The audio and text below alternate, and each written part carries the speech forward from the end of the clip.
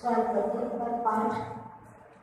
जी त्रिभुवन में जीवन सुख जाए दुख ते भयवन आले दुख हारी सुख का करे सीत गुरु करुणा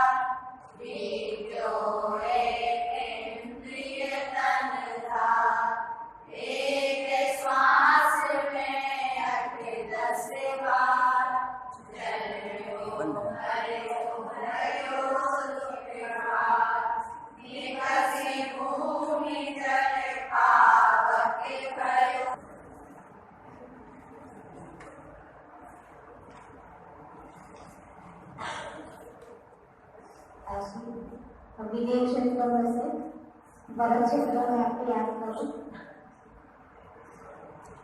नरक गति की दुख हासिल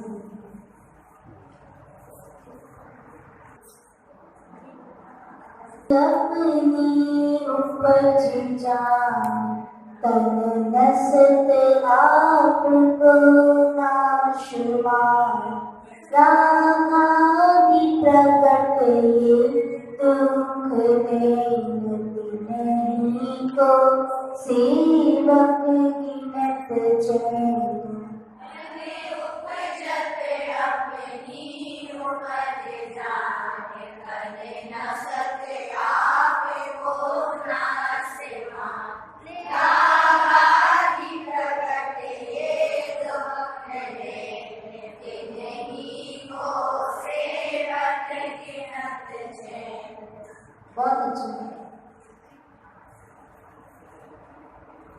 कभी कभी सम्यक दृष्टि जीव वो सब कुछ जानते हुए भी बोलचाल की भाषा में बहुत कुछ बोल चुके हैं। आवाज आ रही है? अच्छी नहीं है।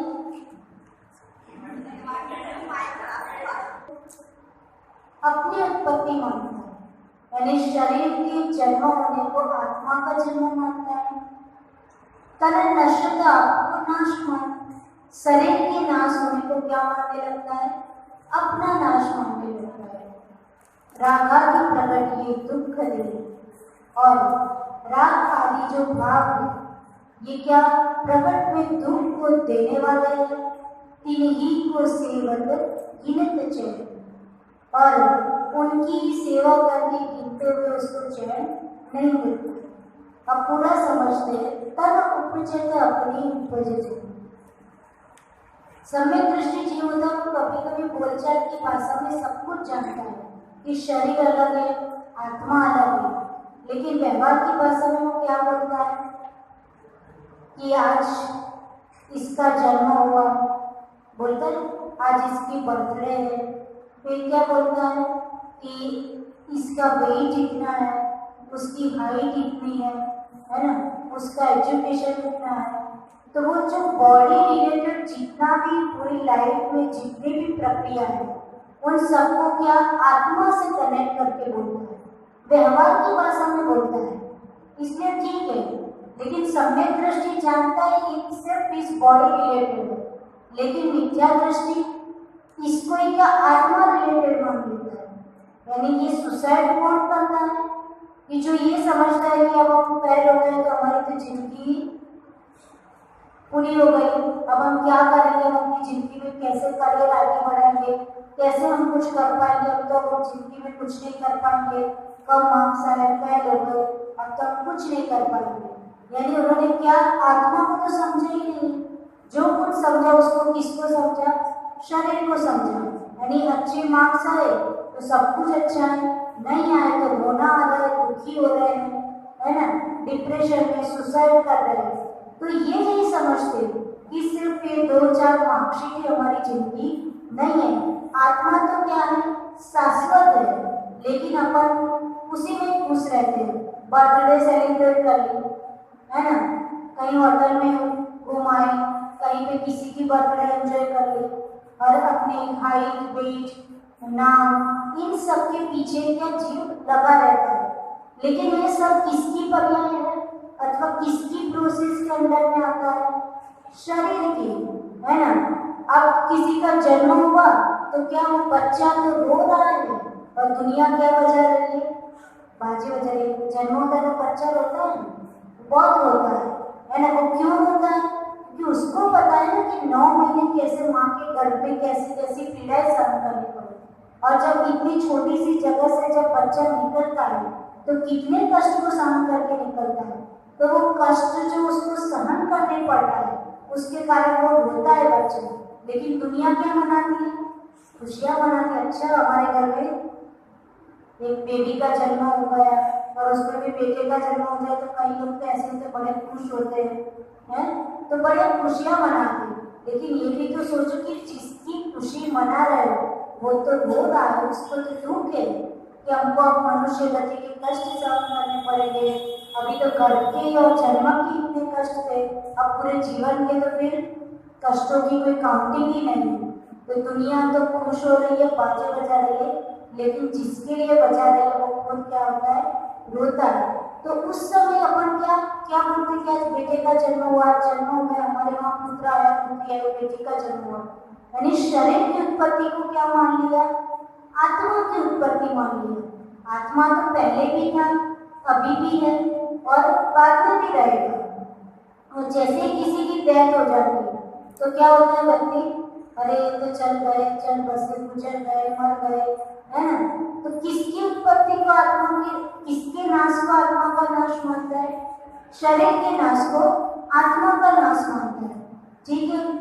तो अपन देखते हैं कि जैसे कोई ट्री होता है, ठीक है, तो ट्री की उत्पत्ति को क्या माना है? जैसे बहुत बड़ा झाड़ है, वृक्ष है, तो उसको देख के क्या समझता है कि देखो कितना बड़ा वृक्ष है, कितना कितना उसका फैला हुआ है ना।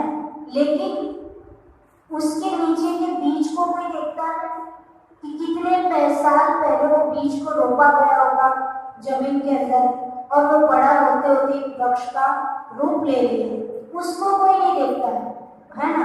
देखता है तो व्यक्ति किसको देखता है? वो बाहर वृक्ष कितना बड़ा है उसको देखता है। वैसे व्यक्ति किसको देखता है? आत्मा को नहीं देखता है।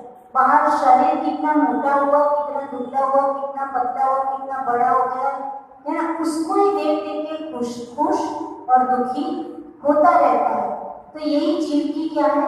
मिथ्या मान्यता है। और मिथ्या दृष्टि जीव तो यही समझता है कि अब ये जीवन खत्म हो गया तो हमारा सब कुछ क्या हो गया? खत्म हो गया। तो ये मिथ्या दृष्टि जीवों की मान्यता है, और उसी के कारण पूरी जिंदगी में होने वाली हर एक चीजों के कारण सुखी और दुखी वो होता रहता है। यदि वो अपना कॉन्सेप्ट क्लियर कर ले कि जो कुछ भी हो रहा है वो किसका हो रहा है? शरीर का हो रहा है, आत्मा का कुछ भी नहीं हो रहा है, तो व्यक्ति क्या रह पाएगा? सेटिस्फाइड रहेगा, खुश रहेगा। कोई भी परिस्थिति आएगी तो ठीक है, सत्ता व्यक्ति करने से कोई रोग भी हो गया तो वो क्या सोचेगा? शरीर को हुआ है, मेरी आत्मा तो क्या है? परफेक्ट है। आत्मा के ऊपर लेयर्स हटाना हमारा काम है, बाकी आत्मा क्या है? परफेक्ट है। तो वो शरीर की उत्पत्ति को अपनी उत्पत्ति नहीं मानता है, और शरीर के नाश को अपना नाश नहीं मानता है। कौन नहीं मानता है? सम्यक दृष्टि जीव है। मिथ्या दृष्टि तो मानता है ना। तो इस प्रकार से ये जो शरीर अथवा आत्मा है, तो आत्मा को किसी ने नहीं बनाया किसी ने? किसी भगवान ने बनाया। यदि आत्मा को किसी भगवान ने बनाया, सपोज मान ली, क्योंकि जैन दर्शन के अलावा बहुत सारे दर्शन तो यही मानते हैं, क्या मानते हैं? कि जीव को भगवान ने बनाया। यदि भगवान बनाया, फिर कोई कहेगा उससे बड़े भगवान ने बनाया, फिर उससे बड़े वाले भगवान को किसने बनाया? तो और कोई होगा उनसे बड़े वाले भगवान, तो उनसे बड़े वाले भगवान को किसने बनाया? तो एक पॉइंट तो ऐसा आएगा जहाँ आगे अपन कहेंगे कि इनको किसी ने नहीं बनाया। जब एक व्यक्ति को किसी ने नहीं बनाया तो पूरी दुनिया को किसी ने नहीं बनाया, ऐसा मानने में क्या दिक्कत है? जब कोई एक पॉइंट है, एक ऐसा व्यक्ति है जिसको किसी ने नहीं बनाया, जब उसको किसी ने नहीं बनाया तो पूरी दुनिया को किसी ने नहीं बनाया, ऐसा मानने में कोई दिक्कत नहीं है। यदि कोई मान ले कि ठीक है भगवान ने पूरी सृष्टि बनाई, तो वो फिर जगह कहाँ से आई? कोई तो ऐसी जगह होगी जहाँ पर बैठ के उनको इस वर्ल्ड का क्या बोलते हैं कंस्ट्रक्शन करना पड़ा होगा, तो वो जगह कहाँ से आएगी? ठीक है, फिर जिस जगह पर बैठकर उन्होंने बनाई वो जगह कहाँ से आई? कितने सारे क्वेश्चन होंगे। एक बिल्डिंग क्रिएट करते हैं तो बिल्डिंग का कंस्ट्रक्ट करते हैं, तो कंस्ट्रक्ट करने के लिए ईंट, चूना, पत्थर, कितनी सारी चीजें चाहिए। तो फिर इतना बड़ा वर्ल्ड कंस्ट्रक्ट करने के लिए उनके पास सामान कहाँ से आया? और सामान था तो वो सामान किसने बनाया? यानी जो लोग ये बोलते हैं कि वर्ल्ड को भगवान ने बनाया, तो वो बात गलत है। ठीक है ना, इस पृथ्वी को किसी ने नहीं बनाया। वो क्या है, अपनी लैंग्वेज में अनादि अनंत है, यानी अनादि काल से है और अनंत काल तक रहेगी। तो अपन ये सब कुछ जानते कि ये आत्मा भी क्या है, अनादि काल से है, अनादि काल से थी, आज है और अनंत काल तक आगे भी रहेगी ही रहेगी। फिर भी हम दुखी हो जाते होते कि नहीं? छोटी छोटी बातों में दुखी हो जाते। उसकी डेथ हो गई, उसके साथ ऐसा हो गया, उसके साथ ऐसा हो गया, उसका धन चोरी हो गया। चोरी हुआ तो धन कहाँ का चोरी हुआ? आत्मा का हुआ कि शरीर का? शरीर का। लेकिन फिर भी हम क्या दुखी होते हैं? आत्मा का धन तो क्या है? सम्यक दर्शन, सम्यक ज्ञान, सम्यक चारित्र, ज्ञाता दृष्टा स्वभाव आत्मा का धन है। लेकिन आत्मा का धन चोरी होने पर हम दुखी नहीं होते, और बाहर की कोई भी चीज चोरी हो जाती है तो हम दुखी होने लगते हैं। तो यही बात यहाँ पे एक्सप्लेन की है कि काल की अपेक्षा देखें तो कितना बड़ा काल है जीवन, अनादि काल से है, अभी है प्रेजेंट में और अनंत काल तक रहेगी। यानी काल की अपेक्षा से तो जीव बहुत बड़ा है, आत्मा बहुत बड़ी है, फिर उसका नाश कैसे हो सकता है? यदि द्रव्य की अपेक्षा देखें तो जीव क्या है? द्रव्य है कि नहीं? जीव द्रव्य। क्षेत्र की अपेक्षा देखें तो जीव का क्षेत्र कितना है? अर्चना की जीव का क्षेत्र कितना है? काल की अपेक्षा तो बहुत अनादिकाल से अनंत काल हो गया। द्रव्य की अपेक्षा जीव खुद एक द्रव्य है। द्रव्य क्षेत्र की अपेक्षा कितना है जीव? बताओ। शरीर प्रमाण एक साइड से देखें तो पूरा लोकाकाश है, उसके जितने प्रदेश है उतने प्रदेश अपनी आत्मा में है। ठीक है, लोकाकाश के प्रदेश के बराबर अपना जीव द्रव्य है। पर जैसा शरीर उसको नामकरणों के उद्देश्य से मिलते हैं, उसके अकॉर्डिंग वो अपने को क्या कर लेता है? संकुचित कर लेता है, यानी छोटा कर लेता है, और बड़ा शरीर मिलता है तो उसके अकॉर्डिंग उसको बड़ा कर लेता है। लेकिन आपकी आत्मा में कितना प्रदेश है? अनंत प्रदेश है। जितना लोक है वैसे अनंत प्रदेश है आपकी आत्मा है। तो आपको मनुष्य का शरीर मिला तो वो क्या छोटा हो गया, चींटी का शरीर मिला तो और छोटा हो गया, और कोरोना वायरस का शरीर मिला तो और छोटा हो गया, है ना? तो दिखता भी नहीं है लेकिन उसमें आत्मा है कि नहीं है। पर उसी प्रकार क्या होता है कि उसको हाथी का शरीर मिल गया तो वो क्या, वो आत्मा अपनी पैर गई। ऐसा तो नहीं कि हाथी के शरीर में पेट में आत्मा और पैर में ना हो, वो तो पूरे शरीर में फैली होगी। ऐसा तो नहीं कान में आत्मा और नीचे ना हो। तो हर जगह जितना बड़ा शरीर वैसे आत्मा फैल जाएगी, जितना छोटा शरीर उतनी आत्मा क्या हो जाएगी? संकुचित हो जाएगी। भले माइक्रोब्स हो लेकिन उसमें भी आत्मा तो होती है। और कितने आत्मा प्रदेश होते हैं? तो लोकाकाश के बराबर होते हैं, लेकिन वो आत्मा प्रदेश में वो कैपेसिटी होती है कि वह अपने आप को छोटा और बड़ा कर सकती है। अपन ब्लू वेल मछली देखे फिश, तो उसमें आत्मा प्रदेश कितने बड़े हो जाएंगे हैं? लगभग मनुष्य से 27 हाथ बड़ी होती है, तो इतना इतना ज्यादा उसका फैल जाएगा। और स्वयं भ्रमण समुद्र में जो महामत्स्य होता है 1000 योजन का, तो आत्मा कितनी बड़ी हो जाएगी? 1000 योजन प्रमाण बढ़ जाएगी। तो क्षेत्र की अपेक्षा आत्मा कितनी बड़ी है? तो शरीर प्रमाण एक शब्द में बोले और एक शब्द में दूसरी साइड से बोले तो जितना अपना अनंत प्रदेशी है, जितने लोकाकाश के प्रदेश है, उतनी क्या है आत्मा के प्रदेश है। तो ये होगा क्षेत्र की अपेक्षा कितना बड़ा। तो द्रव्य, क्षेत्र, काल और भाव की अपेक्षा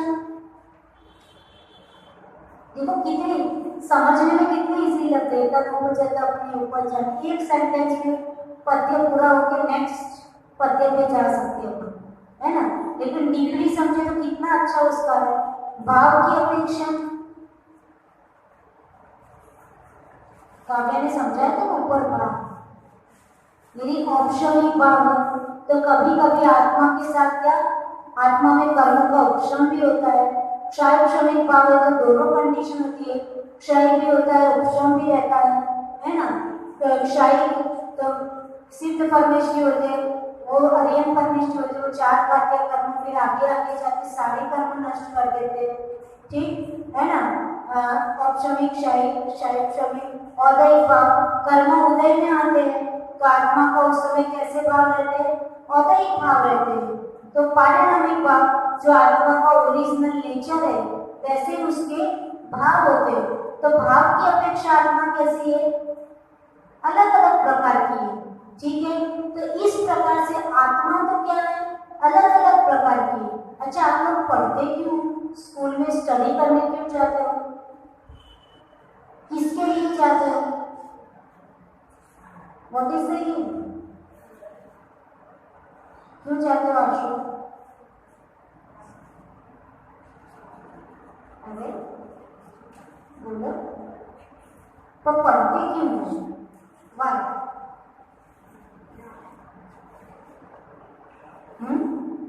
क्यों पढ़ते हो जल्दी से? हैं? अच्छे से बोलो। ज्ञान तो ठीक है, ज्ञान की इतनी चिंता नहीं है। वो तो ये कि हम अच्छा कैरियर बना ले, अच्छी जॉब मिल जाए तो अपनी लाइफ अच्छे से जाए। अच्छा, तो कैरियर अच्छा क्यों बनाना है? किसके लिए? शरीर के लिए कि आत्मा के लिए? तो सारा जो एक एक वर्ड आते हैं वो घूम फिर के वहां ही पहुंचोगे। ये सारी पढ़ाई हकीकत में किस लिए हो रही है? शरीर के लिए। अभी जो पढ़ रहे वो आत्मा के लिए पढ़ रहे। जहाँ धर्म का पढ़ते वो आत्मा की प्रोग्रेस के लिए पढ़ते। बाकी दिन पर जहाँ उलझे रहते हैं वो किसके लिए उलझे रहते हैं? तन, यानी शरीर का जन्म हुआ तो हमको ये सब तो करना ही पड़ेगा, ऐसा मानता है कि नहीं? करता भी है, उसी के कारण सब कुछ करता है। कोई व्यक्ति कितना भी पैसे वाला होगा लेकिन वो ये नहीं सोचता कि चलो अब तो मेरी 7 घड़ी तक चल जाएगी, अब सब बंद करो, आराम से अपन क्या करते आत्मा का कुछ सोच ले। वहां उसकी जरूरियात अथवा उसकी सेटिस्फेक्शन अथवा उसका इच्छा कहीं पूरी होती नहीं होती। वो क्या करता रहता है? More and more, I want more, मुझे और चाहिए, है ना। और मुकेश अंबानी को बोल दो तो बहुत हो गया, थोड़ा आत्मा का ही सोच लो, कितना क्या करोगे इतने पैसों का, तो भी क्या वो बंद होगा? नहीं होता है। तो ये सारा क्यों कर रहे हैं अपन? शरीर के लिए कर रहे हैं कि नहीं, है ना। बिजनेस क्यों करता है व्यक्ति? शरीर के लिए। और बिजनेस में घाटा होने पे दुख क्यों होता है? तो उसको लगता है कि कितना बड़ा तो क्या होगा, जिंदगी कैसे चलेगी, है। और प्रॉफिट होने पर सुख क्यों होता है? तो सारा कनेक्शन अपना कहाँ से जुड़ा हुआ है? शरीर से जुड़ा हुआ है। देखो आप कभी अपने को लगता है हम तो बड़े ज्ञानी है, सम्यक दृष्टि है ना, हम तो बहुत अच्छे हैं, लेकिन आप जितनी भी एक्टिविटी करते हो मोस्टली सारा कनेक्शन कहाँ से है? शरीर से जुड़ा हुआ है। और उसी में ही दुख सुख क्यों होता है?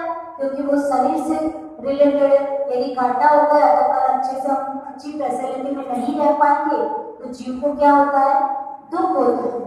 अब दूसरी दृष्टि से देखो अपन एक क्रमिक क्षेत्र काल भाव की अपेक्षा से देखा। दूसरा अपन ने देखा कि अपन जितनी भी एक्टिविटी कर रहे हैं वो किसके कारण कर रहे हैं? कहीं ना कहीं शरीर से संबंधित है। ठीक है, आत्मा पे अपना फोकस नहीं है। और फिर दूसरी दृष्टि से अपने देखा कि आत्मा को तो किसी ने बनाया नहीं है ना। और मिथ्या दृष्टि बोलचाल की भाषा में वे नाम लेता है, हाइट कर लेता है कि इसकी इतनी है, इसकी इतनी है, 6 फीट होती तो कितनी अच्छा होता, यानी कहाँ 4.5 फीट मिल गई, यानी कितना कितना सोच करके दुखी रहता है। पूरे जितने भी ब्यूटी पार्लर में पूरे दिन बैठा रहता है, वहाँ ही जाके करता रहता है, अपने शरीर की दिन भर सेवा करता है। इसके लिए करता है शरीर होगा तब तो हम कुछ कर पाएंगे, ऐसा सोच के क्या करता है? पूरे दिन उसकी सेवा में लगा रहता है। अपन दूसरे अनुसार देखें, जैन दर्शन, बौद्ध दर्शन, सनातन मत, हिंदू, वो सब लोग क्या मानते हैं कि आत्मा होती है। लेकिन एक चार्वाक दर्शन ऐसा हो गया, याद रखना, एक चार्वाक दर्शन हो गया, वो नहीं मानता है कि आत्मा होती है। चार्वाक दर्शन ये सोचता है कि जीवन मिला है तो खूब क्या करो? जलसे करो, खूब एंजॉय करो। एक पल भी ऐसी मत निकालो कि जो एंजॉय किए बिना जाए। वो लोग नहीं मानते कि आत्मा होती है, वो तो ये मानते हैं कि शरीर मिला है, यदि एंजॉय नहीं किया तो दोबारा तो नहीं मिलने वाले। जब शरीर ही जल के राख हो जाएगा है, फिर हम क्या करेंगे? इसलिए यदि आपके पास पैसे नहीं भी हो और एंजॉय करना है तो कर्ज ले लेके घी पियो। क्या बोलते हैं? कर्ज ले लेके घी पियो, उसका मतलब खूब एंजॉय करो। अरे जब मर जाओगे उसके बाद कौन व्यक्ति और किसका कर्ज है ना। तो पैसे नहीं है तो खूब चल तो भी कर्ज ले लेकर के घी पियो, तो एक पल भी ऐसी ना जाए जिसको आप एंजॉय ना करो। वो लोग पुनः जन्म में नहीं मानते। चार्वाक दर्शन है वो पुनः जन्म में नहीं मानता है। बाकी सारे जितने भी दर्शन है वो पुनः जन्म में मानता है। Charvaka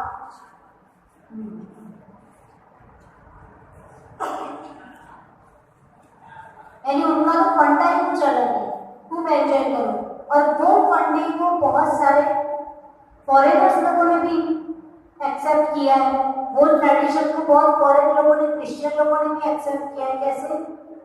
eat drink and B Mary. वो लोग क्या बोलते हैं? Eat drink and B Mary. खाओ खूब पियो और खूब खुशी से खूब एंजॉय करते हुए जियो। वही फंडा उन लोगों ने यूज किया है। वो लोग पुण्य पाप अच्छा बुरा ये कोई बातें वो लोग नहीं समझते। हमको जो अच्छा लगा वो हमने कर दिया। तो ये चार्वाक मत के फॉलोअर्स है जो इस तरह का बोलते हैं कि ड्रिंक एंड बी मैरी। पर अपने यहाँ जैन दर्शन और हिंदू दर्शन, सनातन, बौद्ध दर्शन, ये सभी लोग क्या मानते हैं कि आत्मा होती है। अब रही साइंटिस्ट की बात, कि साइंटिस्ट क्या समझते हैं? दर्शनों में तो सब मानते हैं, लेकिन साइंटिस्ट अभी तक उस रिसर्च कर रहे हैं लेकिन कंफ्यूज है। वो लोग ऐसा भी सिद्ध नहीं कर पा रहे कि पुनर्जन्म नहीं होता है, और ऐसा भी सिद्ध नहीं कर पा रहे कि पुनर्जन्म होता है। वो सभी बातों के बीच में क्या है? कंफ्यूज है। उनको कई प्रूफ ऐसे भी मिल जाते हैं कि पुनर्जन्म होता है। एक बार एक डॉक्टर थे, साइंटिस्ट थे, वो एक व्यक्ति का इलाज कर रहे, तो यानी वो व्यक्ति जो पेशेंट था वो इस कंडीशन में था कि वो गहरी नींद में भी नहीं था और जागता हुआ भी नहीं था। कई बार ऐसी कंडीशन होती है कि जागता भी नहीं और गहरी नींद में भी नहीं था। उस समय वो कोई बातें ऐसी बोलने लगा जो उसकी बीमारी से कनेक्टेड थी और वो पास्ट की थी।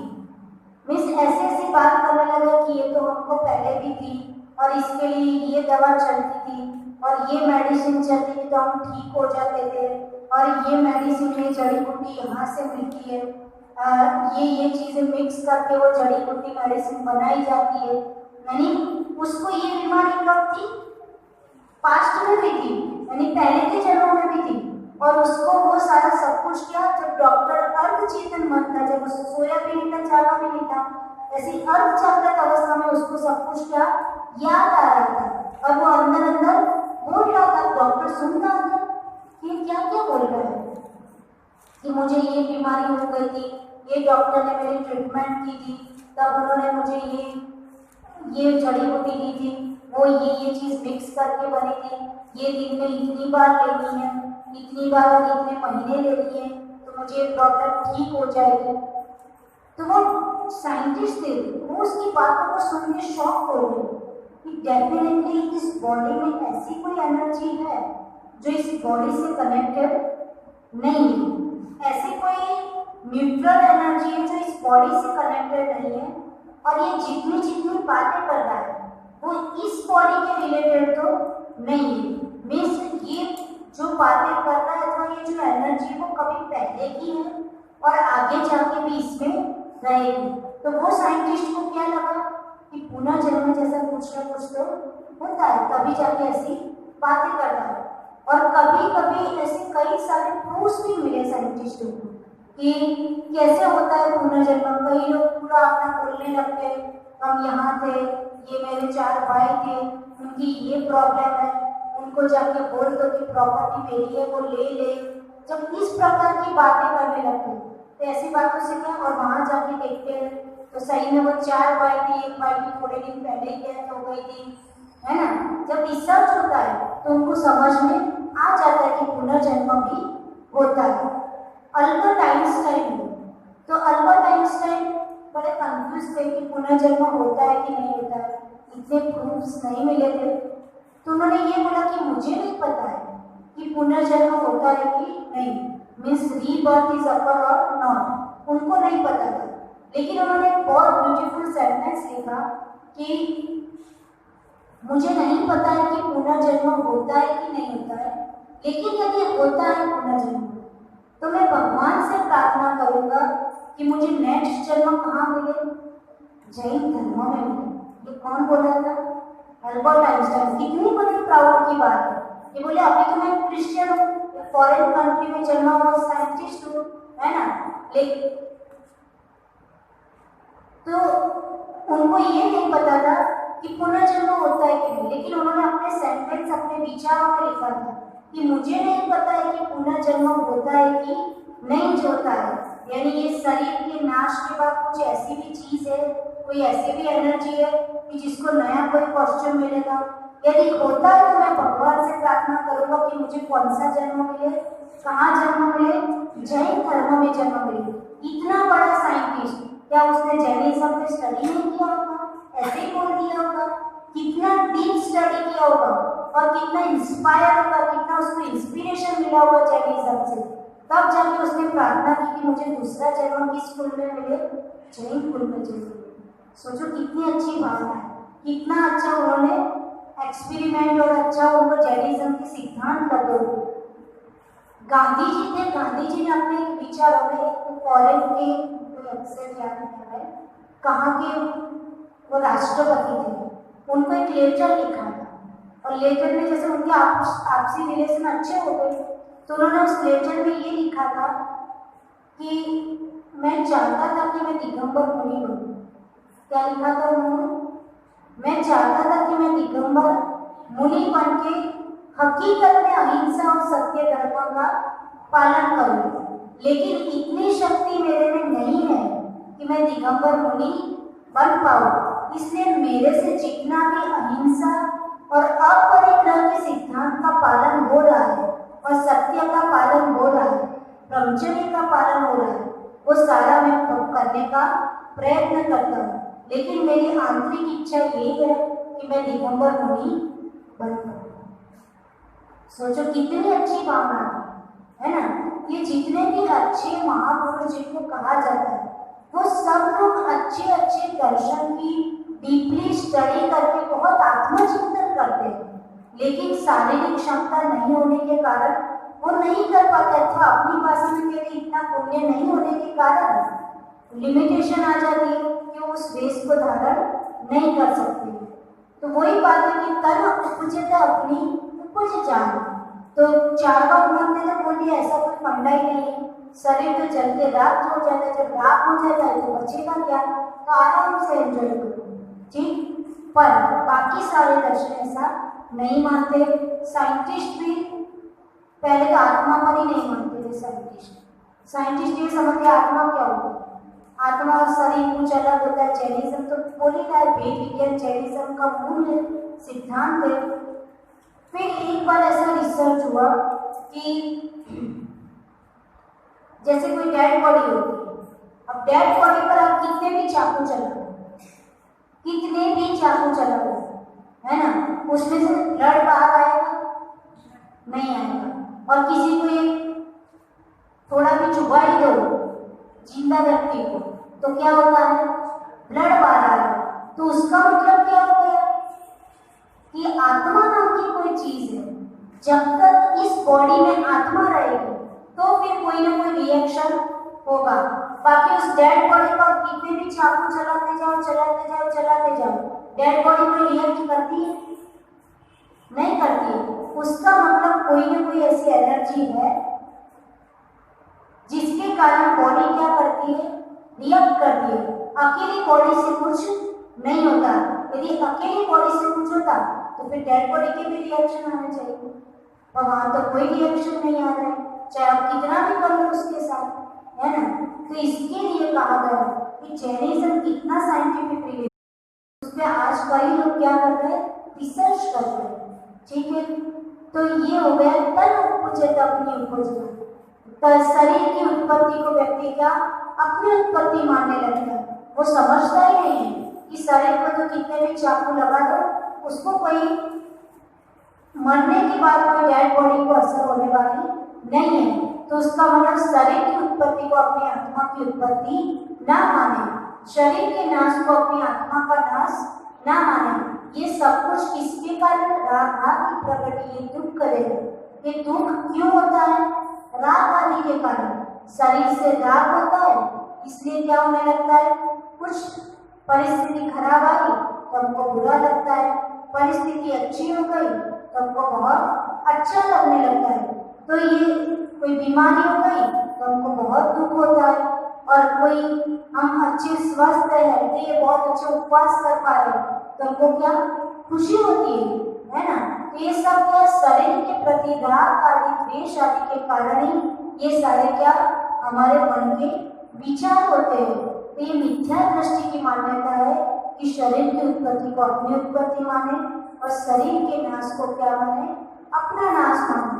तो इसी बात को ध्यान रखना चाहिए कि हम ऐसी मान्यताओं में ना उलझे और हम अपनी आत्मिक शक्ति का सहारा लेकर के हर एक परिस्थिति में स्टेबल रहने का ट्राई करें।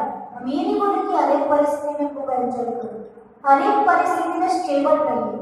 यानी ज्यादा सुख हो तो भी ज्यादा उछलिए मत, और ज्यादा दुख हो तो भी डिप्रेशन में मत आइए। हर एक परिस्थिति के बीच में एक मन का बैलेंस बना के नॉर्मल न्यूट्रल रहते दूर से देखते जाए कि ये तो सब कर्मों का खेल है, आज अच्छा है तो भी क्या है, अच्छे कर्म का उदय है, कल बुरा आएगा तो बुरे कर्म का उदय होगा। उन सब परिस्थितियों में मुझे पेशेंस रखते अपने माइंड की स्टेबिलिटी को क्या बना के रखना है। आज इतना ही रखते, लोग भी कम है, कल अपन और डिटेल में करके आगे और नया पद्य स्टार्ट करेंगे। जय गुरु महाराज गुरुदेव श्री महाराज जी की जय।